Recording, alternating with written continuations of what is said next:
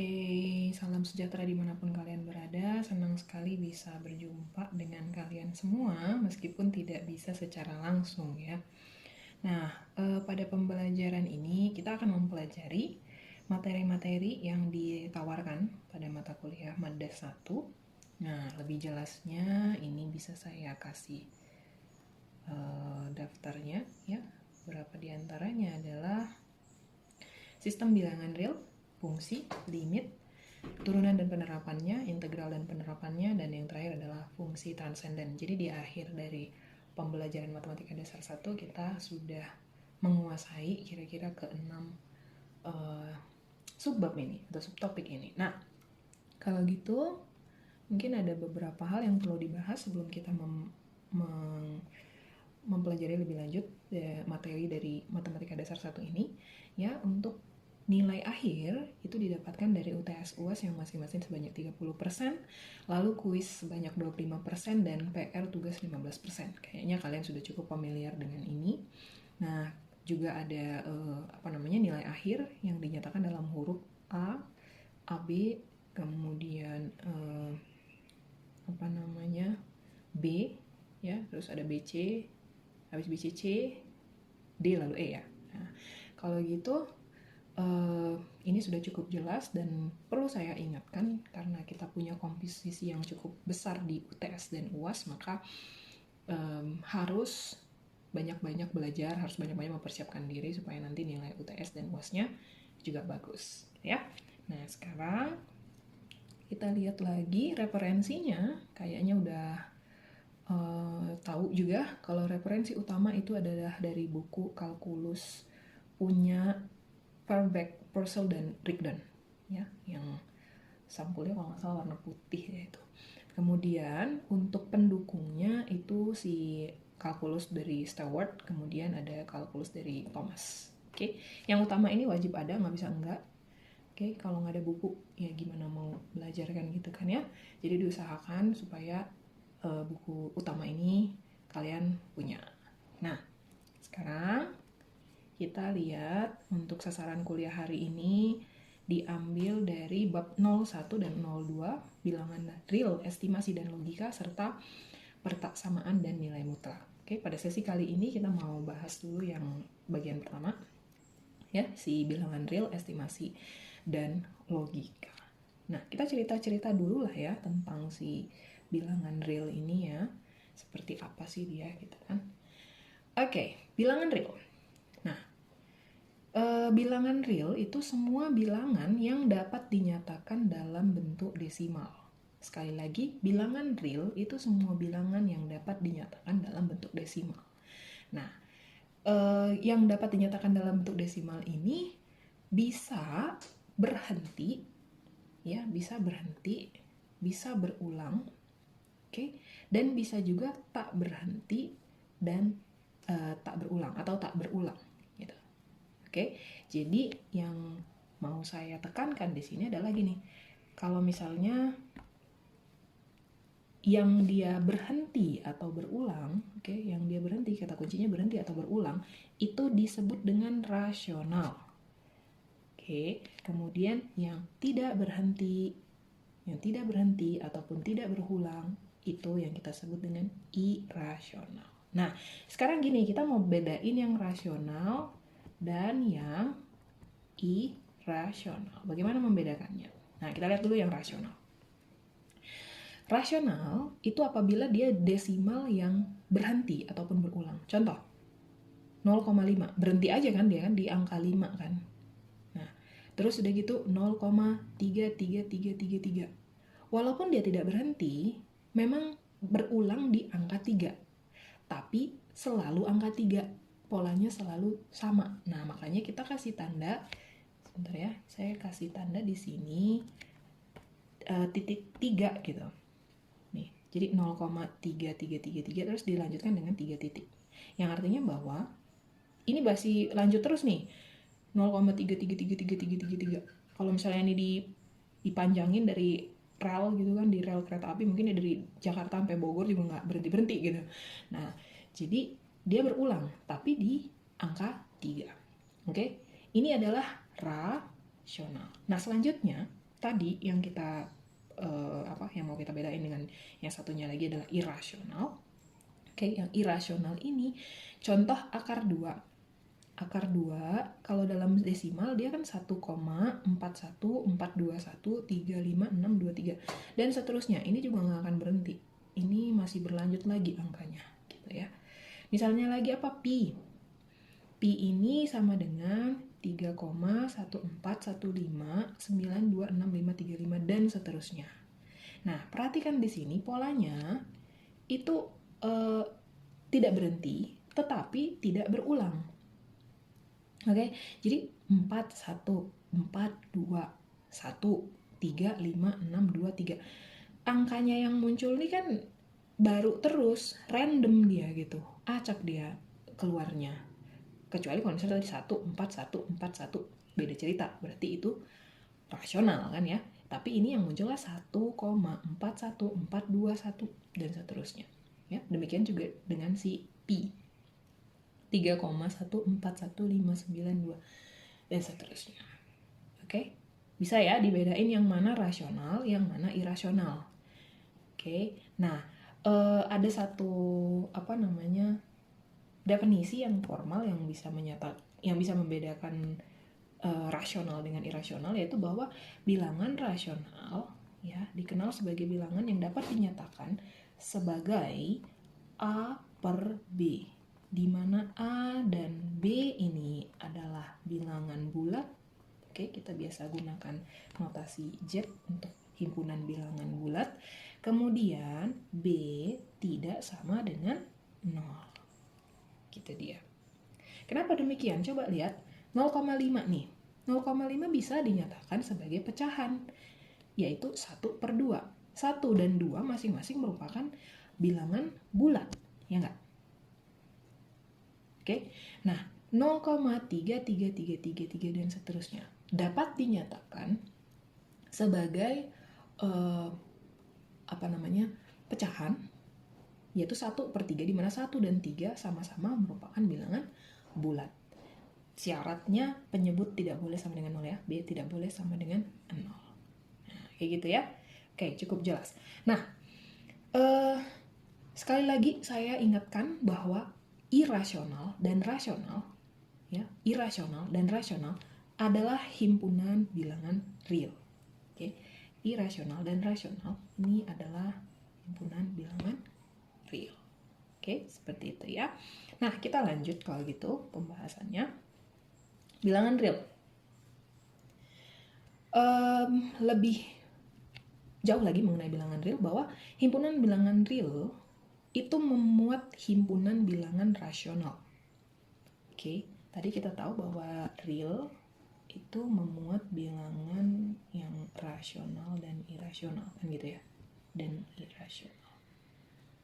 Oke, kemudian himpunan bilangan rasional memuat himpunan bilangan bulat. So, himpunan bilangan rasional memuat himpunan bilangan bulat.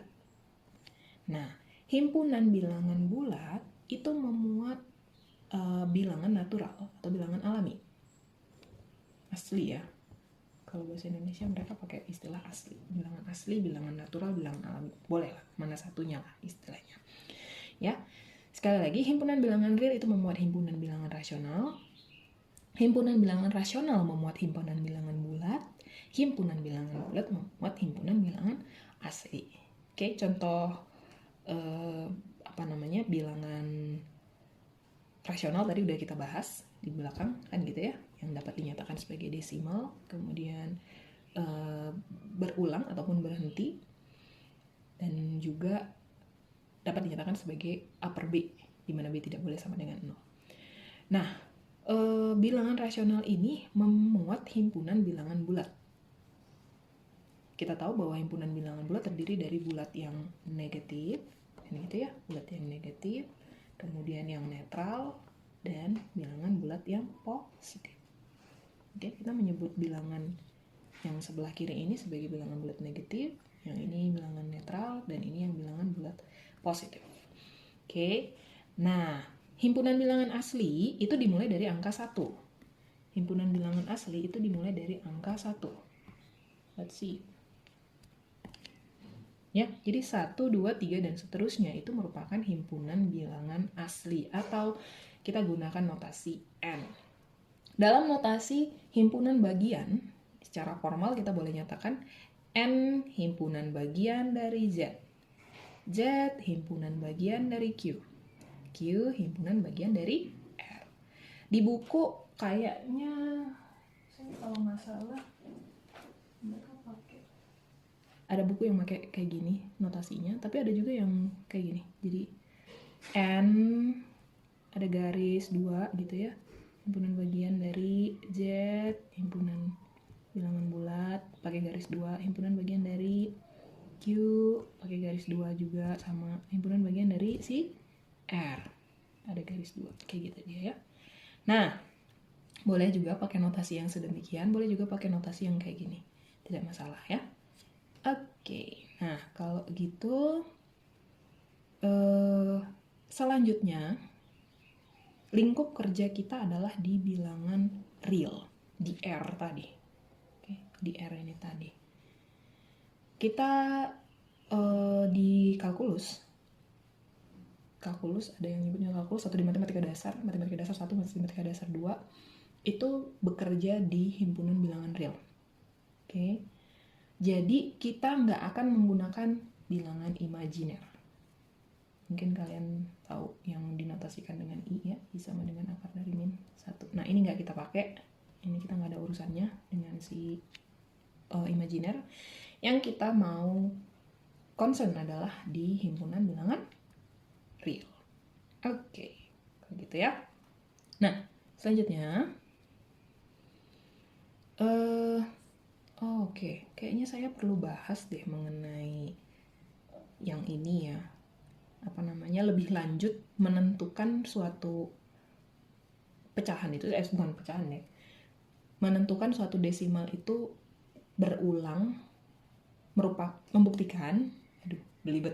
membuktikan bahwa suatu bilangan desimal yang berulang itu merupakan bilangan rasional. Nah, saya kasih pembuktian singkatnya aja lah ya. Misalnya gini, tadi kita ngambil contoh 0, boleh berapa aja sih asalkan berulang, 23, 23, 23 dan seterusnya.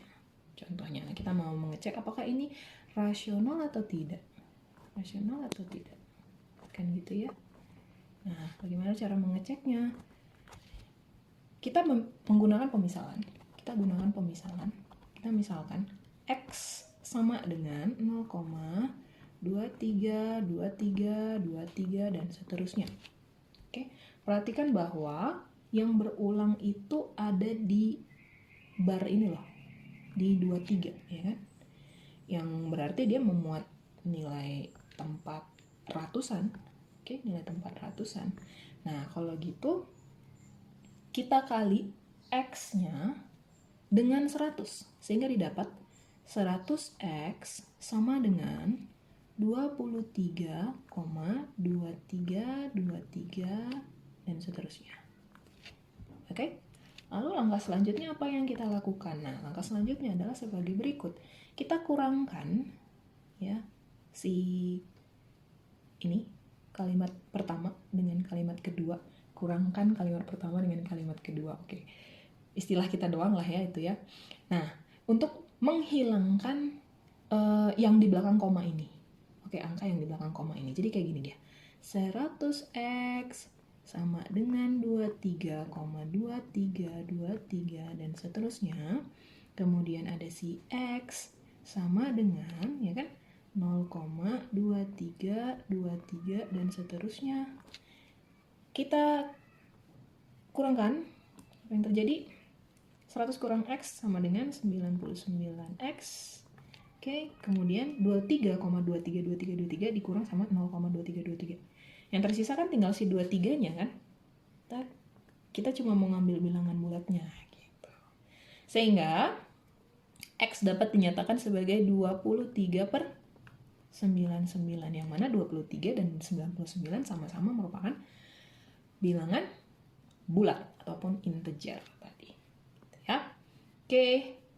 Kira-kira seperti itu tuh, menunjukkan bahwa desimal yang berulang itu merupakan suatu bilangan rasional. Nah, kita kembali lagi ke pembahasan kita tadi. Ini tadi udah dibahas. Kita ke sifat-sifat ya pada bilangan real. Nah, sistem bilangan real yang memiliki operasi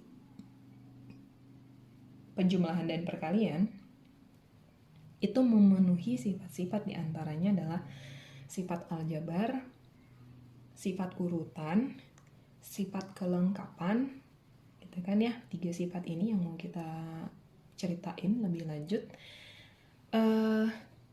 Kalau sifat aljabar itu berlaku komutatif, asosiatif pada penjumlahan. Maksudnya gini, kita punya operasi penjumlahan nih. Pada operasi penjumlahan kan berlaku sifat komutatif kan. Komutatif tuh kayak A tambah B sama dengan apa? B tambah A. Kan gitu ya. Terus udah gitu sifat asosiatif. Sifat asosiatif itu yang tanda kurungnya bisa dipindahin. Jadi kayak A tambah B dalam kurung tambah C ini sama dengan A tambah gitu, B tambah C. Itu sifat asosiatif. Nah, ini berlaku di penjumlahan dan berlaku juga di perkalian, sama. A kali B sama dengan B kali A, dan juga A kali B dalam kurung kali C sama dengan A dikali dalam kurung B kali C. Berlaku demikian. Nah, terus satu lagi yang namanya sifat distributif. Saya kasih warnanya beda. Sifat distributif. Nah, sifat distributif itu kalau misalnya operasinya tidak hanya penjumlahan ataupun tidak hanya perkalian, ya. Jadi ya kita tahu kan kalau misalnya ada A dikali B tambah C, ini jadinya apa?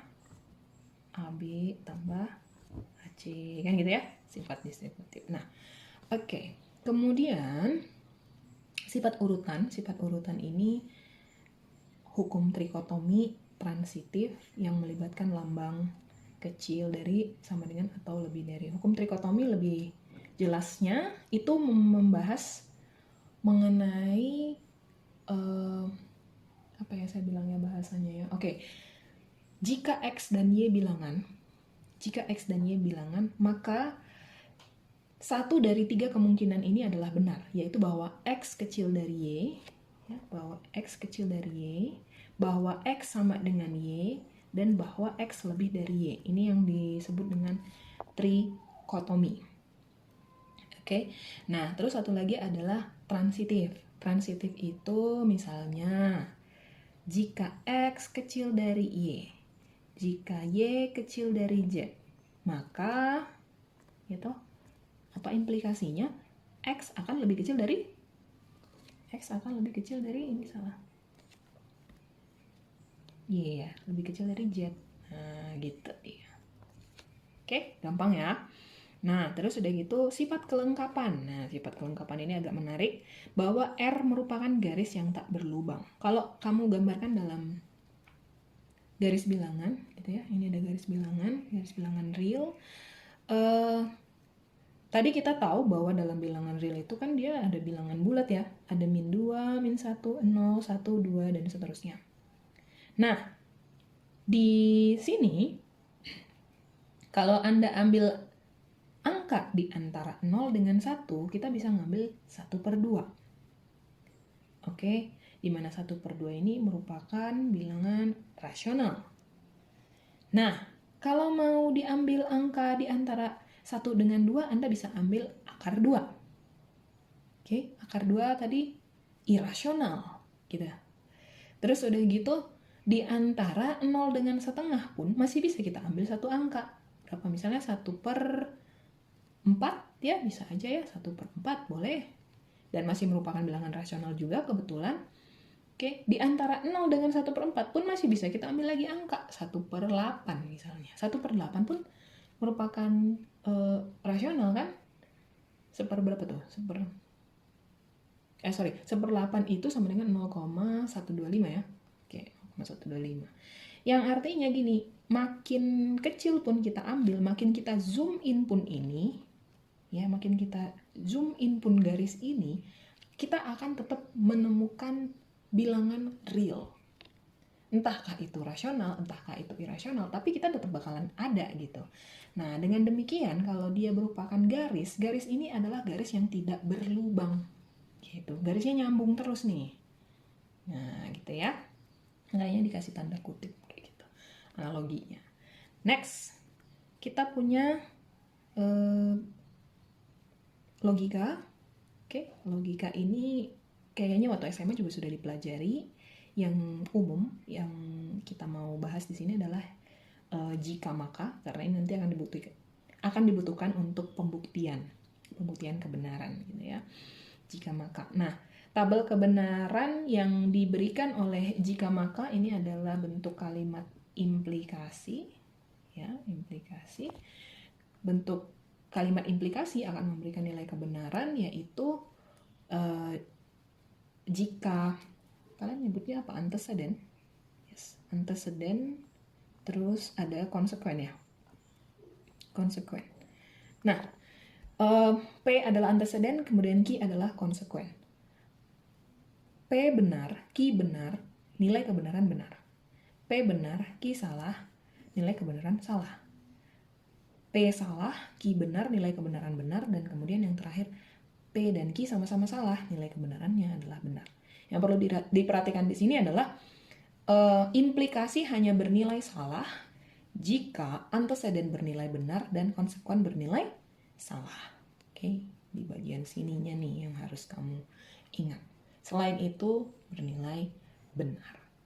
Oke, pasti ini udah pernah dipelajarin waktu SMA, mungkin enggak. Itu kalau lupa berarti itu harus baca sendiri lah ya. Nah, saya punya beberapa soal latihan, saya berikan waktu untuk Anda boleh kerjain, Anda boleh cari penyelesaiannya. Oke, nanti setelah ini kita akan lanjut dengan 02 pembahasan mengenai pertidaksamaan mutlak. Oke.